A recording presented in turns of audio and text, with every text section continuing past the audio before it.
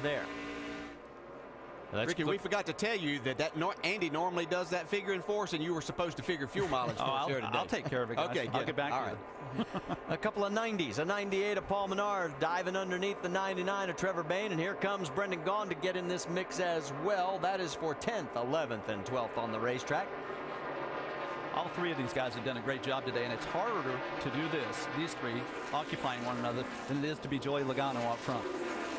Drop a little bit further back. How about the battle for 15th as you've got Brian Scott duking it out with Shelby Howard. And this is a great run for this 70 team.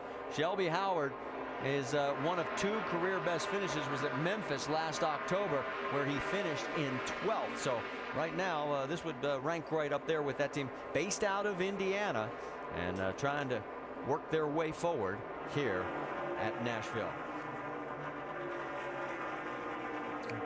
All right, we mentioned fuel. Let's go back to the front of the field. Let's go up to speed. And Vince, what's the latest on Joey Logano's situation?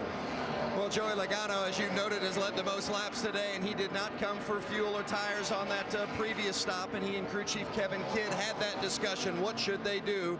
They ended up staying out. They're going to have to come at about lap 182. That's about 10 laps from now. Now, second place is the 22 of Brad Keselowski. They're in the similar situation. They're looking a couple of more laps longer than Logano, but still looking about the 185 mark. So about another 12 or 13 laps for the 22 of Keselowski. As you see Brad looking under now on the 20 of Joey Logano for the lead. Dave Burns. And Vince, I don't know how they're going to save much fuel on those cars. I guess they don't really have to, racing that way. Kyle Busch behind them, on the other hand, has been saving some fuel.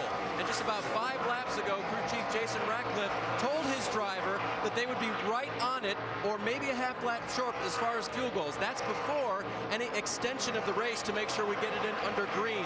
They've got a set of sticker tires sitting here behind the wall for Kyle. So my bet is a late caution. You will see them come down pit road, but it looks like they could stay out on fuel if they wanted to. All right, thanks for the update on the top 3 as they continue. And remember, Kyle pitted on lap 144, and it was Brad at lap 104 and Joey Logano at lap 100, and we now have 51 to go.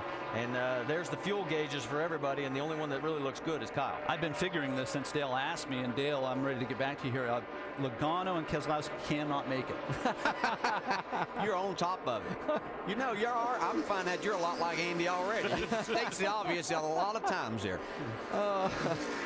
Okay, well, that's the gap right now between first and second is about 9/10 of a second as Brad Keselowski gets ready to go around Kenny Wallace.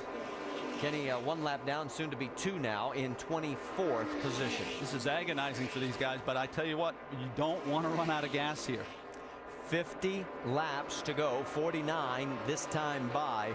So it's going to get interesting here if we do not have another caution. So this will be our final green flag break. When we come back, we'll take you to the checkered flag with Brad Keselowski right now 1 second ahead of Joey Logano.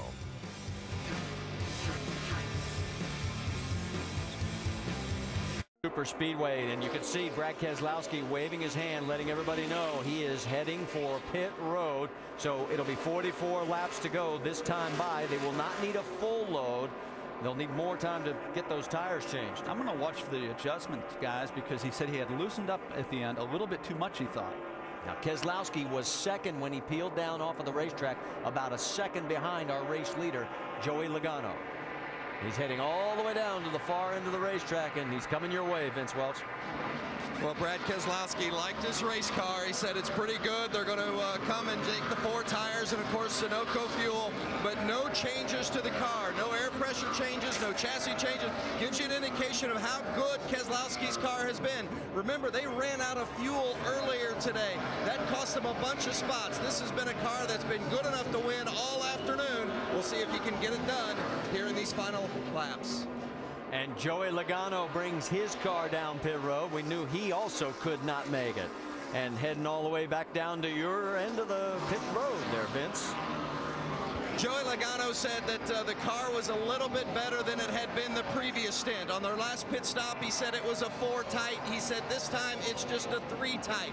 So remember, these guys have been much better than Kevin Harvick on the run, the short run. Harvick's been better on the long run. Keselowski's been better on the short run as well. So we'll see which one can win that battle between the 20 and the 22. Okay, let's talk a little bit about 3 type, 4 type. Yeah, every driver has a way of describing how good or bad their car is. I saw Joey yesterday, and he said, I have a scale. It's 1 to 5. 1 is great, 5 is terrible.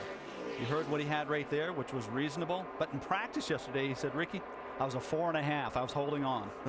They've obviously improved the car. You're looking at the race leader right now, Kyle Busch. We've had 12 lead changes between 7 different leaders in this race now. Kyle leads Kevin Harvick by 4.2 seconds.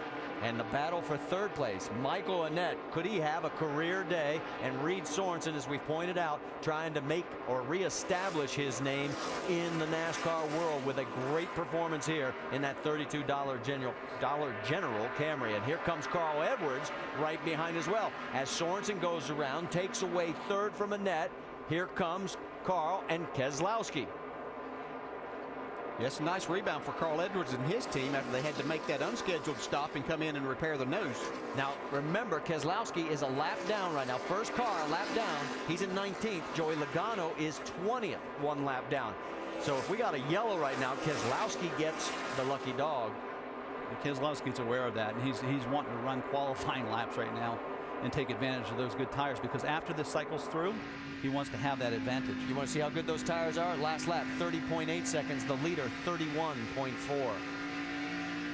Yeah, you have to believe Kyle Busch is out there. We heard him talk that I think he's going to have to really save a lot of fuel. I think Harvick is very doable in the fuel I believe he is saving here. But Kyle Busch, that's quite a stretch with as many laps as they were having to go. I'm sorry, but I just don't see Kyle Busch as a fuel-saving type driver.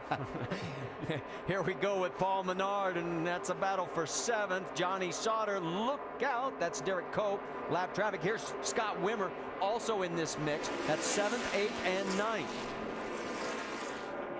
And here comes Wimmer underneath. Boy, he has really driven the wheels off that 7 car.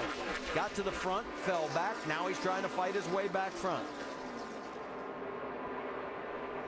I don't think we can say enough about how good a tire Goodyear came back here with the racing we've seen here today. I've watched a lot of races here and just never remember seeing this much 2- and 3-ride action. It is fascinating. I saw the Goodyear guys yesterday, and they said, this is what's going to happen. The track's going to darken up. It's going to rubber up.